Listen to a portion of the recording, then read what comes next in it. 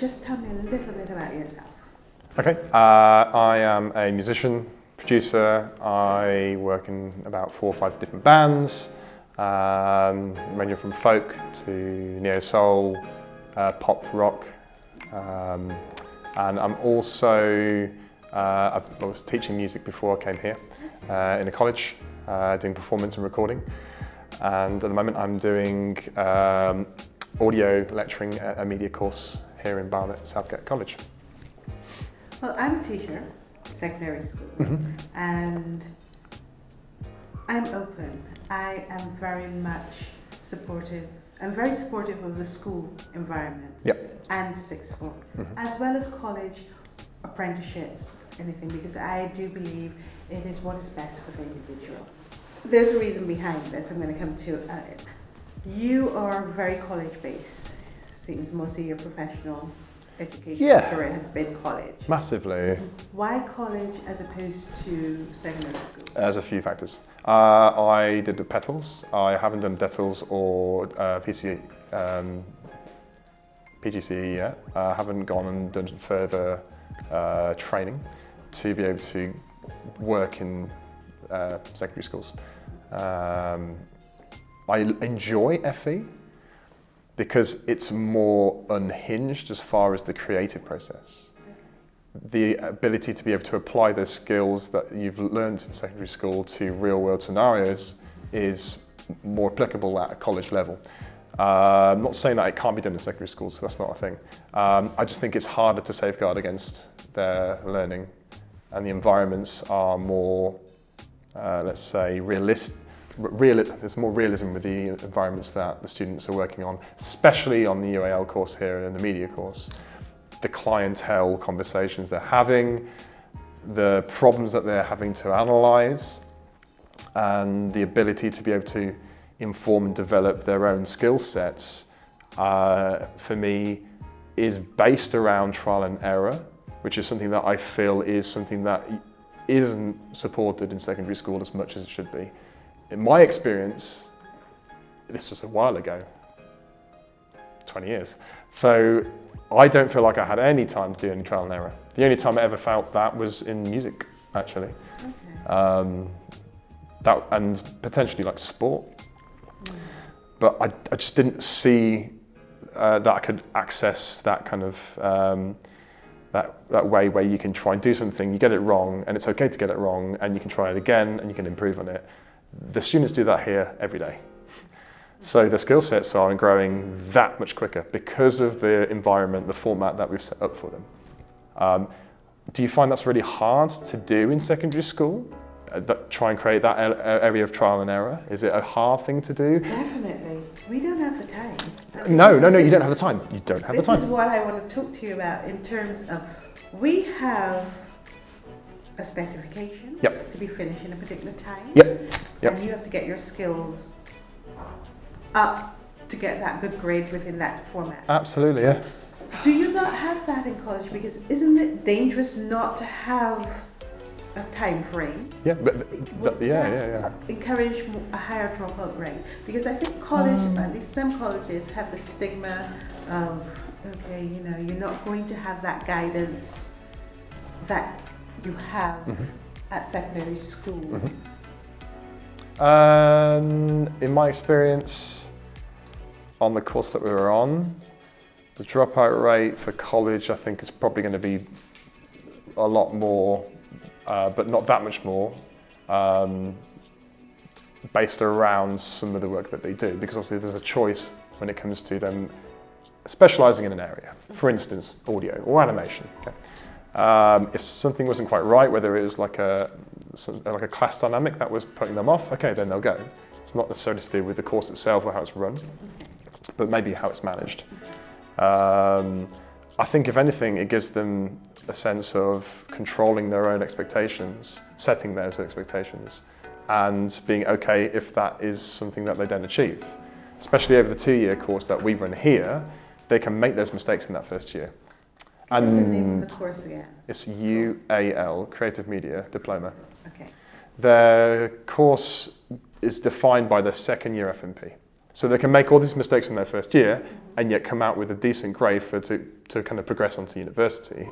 So it allows for all that skills development. It allows for identifying areas where they went wrong in the first year to be able to refine it in their second year. It's just so happens that for me that format is amazing. It's incredible. It allows them to be able to make mistakes, refine them, reflect on them, review where they went wrong, and like you said, to have that time in secondary school, it's not there. It's just not there. Now see, that's interesting because you said with your course it's 2 years and you have the first year to make your mistakes. We have the same time frame, 2 years, for our A-level courses are 2 years, and now most of us have scrapped doing the AS practice exam we go through. Yes. Technically we should. I don't know if it's because it's a different skill set, a more academic skill set that is called for, and that takes longer to develop. Yep. In terms of resources, we don't have a lot of resources to play around with. Yes. Including, getting guest speakers in. Yeah. Working. It's nice to have guest speakers, but I do think students also need to have a contact that guest speaker probably 2 or 3 times to build a familiarity into what that industry is about, that sort of thing. It's great to give a speech, feels good for the time being, but I know 2 days later they're going to forget about it. Yeah. Because it's about impact. Yep. College offers that, I do know, and I would never knock college, but it does have that reputation that if you are not focused enough, probably similar to sixth form, you will fail. What do you? Because it does require a student with a certain maturity and mindset. Yes. They can have at college, because you're not going to call parents and say, Ben is not performing. Yeah. I agree. In some circumstances, it depends. I'm sure it depends on the teacher in some circumstances. I think it's just the questions that you ask. I think you can hold any student to account as far as their own actions, their own mind, their own goal setting, ethics, anything, by asking the right questions. You can ask questions that make them feel responsible. You can ask questions that make them feel like they're not being responsible. Open questions where they aren't clamped down to feel like they've failed. The questions that I like to ask in any situation allows them to think about what they've done and whether it was a good thing to do or not, and then respond. I think you can do that all the time. I think the more questions that I ask of a student, if they're having an issue, allows them to explore imagination, reflect at why they did something or why they didn't do something. If I need them to feel like, not guilt, I don't want them to feel guilty, but them to feel accountable for why they didn't do something, for instance. You need to have a good conversation with them about that. It's not a 2-second question answer. It's an exploring kind of conversation. And then to have that time to do it is incredibly beneficial for that individual, because it can just set them on this path of, not righteousness, but a path of confidence, because they've just discussed something with somebody. Sense of direction. Yeah, something has just opened up in their brain, and they can apply that to every part of their life, literally. We talk about workflow here. I use workflow in everything that I do. I try not to waste time. I try to have everything in front of me so I don't have to do things twice. Yeah. No one likes to repeat themselves. Right. So if you're working on a task, have all the tabs open of all the work documents that you're going to be updating that day. Don't just have one open. It's just a very basic workflow thing. And then we discuss, why do we do that? Little things like that, just to get people in the right mindset and get the students in the right mindset to think of how they can control their own expectations by asking themselves the big questions that they don't want to ask themselves. I think that is something really key that I find really useful when I'm doing college work with the students. I don't know whether I'd get the same opportunity to do that in secondary school with the time frame that you're discussing. So many more subjects, so many more, I guess you're packing it in within a couple of years to get that progression. It's more challenging, it sounds like it's more challenging and more stressful. As a lecturer, what are your expectations of the student? What do you expect them to come in with? not academically as well as personally, because I am trying to show students a lot of misinformation is out there. We don't need education, you hear that being spilled all the time. They should be teaching students about mortgages, like you said if you have in a house. Yeah, what is it? We need that. Yeah. And lots of things are being fed out there and students are repeating it. Yeah. In the end, I believe there's certain fundamentals. I'm going to go back to a conversation we had earlier about, yes, you do need your maths and English and why. And you bring that into our discussion. But for now, what do you expect of a student when you open those doors in September? I expect them to be, let's say, full of information, have access to information that they may not know how to use. And you need to provide the context to them to be able to see the benefit in understanding those skills, that insight, that information, that knowledge that they required in, let's say, the secondary education kind of time of their lives. To be able to apply that, I think you need to be able to hit them with the context immediately. Okay. Make it relevant immediately so they can see the benefit of being there on that course. Okay. Without that, again, the progression side of the 6 weeks of looking at, if people are going to stay, That's what we spend. it's so important to be able to give them that understanding, because time is money, attention spans are shortening. If you can't grasp that within somebody, that understanding of why am I here, then you're going to lose them to whatever else they were doing in that day, whether it's looking at a YouTube channel or looking on Netflix or Amazon or filling their mind with whatever they want to fill it with. So you're saying you expect them to come in with some information first? They will, whether they know it or not, they'll have some. Okay.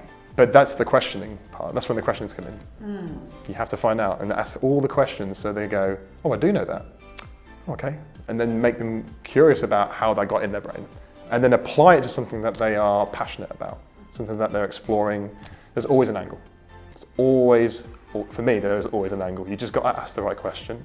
Yeah. You need to know a little bit about the student before as well. And then you can start applying all of those things that you need to do. I think there's a stage where you can get too personal, and we're very aware that there are certain things that you're just not supposed to talk about. But you can provide that context that is relevant in what you're teaching, always. I find it easy with me because of the music angle. You talk about the lyrics, you talk about what's trending, you talk about the issues that they're going through, whether it's gender, whether it's exploitation, whether it's lack of opportunity, whether it's community, whether it's opportunity and trying to make your own decisions and looking at your life and your career, like we're discussing in this interview. You have to give context, but make it specific to them. Yeah. Where do a student thinking of a course like this, where can it lead them? Honestly, anywhere they wanted to go. What way? Why would you say that? Managerial, through organisation, through correspondence, through higher understanding of how to, let's say, get the right information to the right person. So they have all the things they need to do that job. That can just be down to scheduling, organising, planning, providing a brief, and setting a scope so the crew and the cast are very clear about what's going on. Transparent paperwork trail, basically. And you teach all of that in this course? Yep, that's one thing we teach. It's a fundamental. And what's it? Give me the... Experimenting. Breaking the rules, breaking the conventions, but teaching them first and then saying break them. Yes. Go do something ridiculous. Go mix some genres together. Come up with your own identity, come up with your own understanding, your own take on what this is. That could be film noir. It could be a horror genre, and it could be mixing the two together and coming up with a completely different genre. It gets the student thinking as well, and then that engages them more because then they're more excited because they're given that freedom to do those things. Yeah, absolutely. Instead of saying you have to do this, you don't have to do anything. You can set your own context. You can set your own goals, your own expectations to make you happy. If you know that there are people out there that like that genre, that like that format, that like that medium, and you're aware of why they like it, you can make a service, you can make a product You can be innovative. I guess it's just thinking about those things. It's hard initially because they haven't got the environment to be able to explore that confidently and to go, oh, I've made that mistake. I can't do that now. No, they need to be able to be okay with making those mistakes and look back at it and going, I've just done that, but I can do it better. See, as a teacher, considering we have the same 2-year span, like sixth form equals further education. And the 10, the 11s, yeah. I don't understand how you have this time to allow this experimentation and we don't. It's the courses. Personally, I think it's amazing. Like, I've taught on BTEC, I've taught on Rock School, there's a reason why I've moved here nearly full time. It's because of a UAL. It's because you can bring a specialty for media, videography, audio understanding, script writing, and combine them all together and give a student a real good understanding of what things should sound like, look like, and then tell them to go and do their own thing, and then be playful and imaginative with those conventions. So they can understand IP and what it should be, intellectual property, a sense of ownership, creating something that they can go, this is what I did, and people might actually like this because I've researched examples and I can actually use this to better my career, to create something for my CV. That's what we can do here, and we can do it in real time. I'm thinking secondary school is a complicated little field, and there are the stigmas: are you academically or not academically? And unfortunately, some students may consider, especially on the technical course that I teach a number of different business courses. The technical course, yes, it is a student who's not academically strong. They internalize that, and you give them some leeway, not all, but you give them some leeway and the work will not get completed. You have to run behind them. Yep. Now, I don't know if it's just that or the fact that they're in school and they know that teachers have to run behind them, while at college, if come at the end of the term and you will fail and you will have to go because the teacher will not be running behind you. I don't know if it's that. I think because I'm just curious how you can do all of this and still have an end product with good results, with all that leeway of freedom. Take away the pressure. If you pressure anyone into doing anything, they're not going to do it, not to the best of their abilities. If you allow them to see that there's no benefit in that, they're going to explore and then use their imagination and break the rules more and trial and error and then end up making the mistakes to get better. The pressure is going to stop them from doing it. Relieve the pressure, they're going to end up going, I can give it a go. Maybe, and then they might make a mistake, but that's okay. Just tell them it's fine. If you don't get distinction, it's fine. It doesn't mean you're incredible at doing editing, and that could actually be the thing that you're going to be doing for the rest of your life. You don't need a distinction to be an amazing editor. You could just be very good at understanding the format and the medium of what you really enjoy, whether it's gaming or film. That is going to be a technical skill, hand-on, vocational, understanding and analysing information and be able to edit it quickly to understand if it's good or not. Reference point, look at some examples around you. You don't need to have a really academic understanding to be able to do that kind of thing. But if you do have that as well, brilliant. Incredible. So you still praise that too. I just think there's a lot of pressure and expectation on students to get the best grades, and if they don't, why are you not doing it? It could be really simple. It could be like a question that you haven't answered to unlock that potential. I think pressure is more, the stress and pressure and anxiety is more of an issue than people think. And even if we talk about it, it's not addressed in the right way in class. And that's making a supportive environment so everyone feels like they don't have to be the best at everything. They'll own something, they'll have a skill set that they may not know is amazing in a certain dynamic, in a certain group or for a certain project. And when someone tells them that, you're great at this is something that I know you're really good at, and then they can start applying that, they feel a sense of ownership, confidence, and then the pressure dies away a little bit. Talking with a student earlier, bringing all of that in the end, they still need that certificate. Absolutely. And they need to, I'm saying this because they need to know this.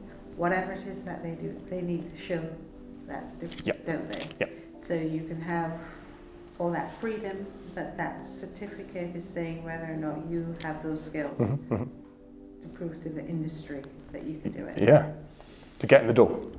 Yes. Yeah. Getting through the door. Yeah. And I suppose what I want to bring to students, it is the strategies. Understanding that everything is a strategy Yeah. and a method Yes. to get you to the next step. Absolutely. Yeah.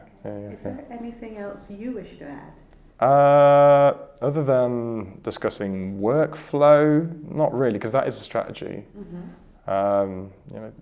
Cross-checking things, looking at whether something has a condition, whether somebody has a condition to be able to work creatively or successfully in a certain area.